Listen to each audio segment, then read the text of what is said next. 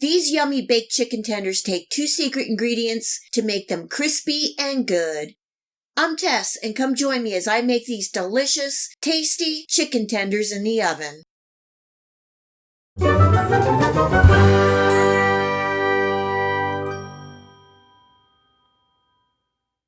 I'm using chicken tenders, but you can cut up some boneless chicken breasts in strips. I don't use chicken tenders too often, but they do make for a great chicken finger food, and that's what we're doing tonight. I'm starting by seasoning the chicken, and I have some Lowry seasoning, garlic and onion powder, poultry seasoning, and a little salt and black pepper. You can use your favorite chicken rub or spices that you like. Some cayenne pepper is nice for a little heat. Chicken tenders are very lean, so we need to add a little fat.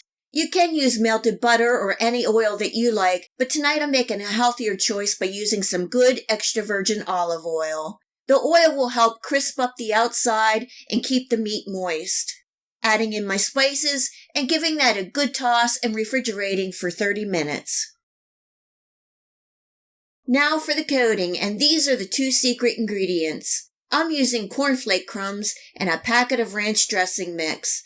I love how the cornflakes make a nice crunchy crust, and the ranch seasoning mix really adds some nice flavor.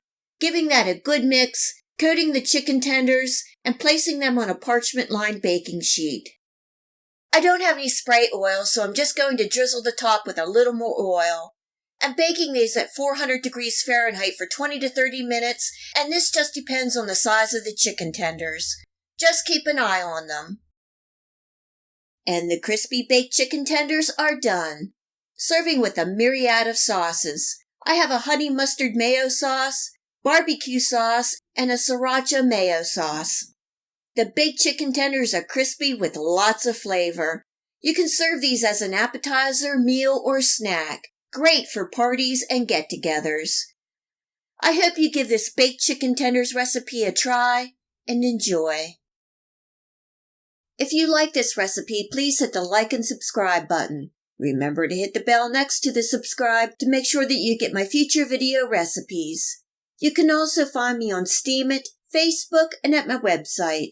Feel free to share this recipe and my channel with your friends and family. And until next time, much love.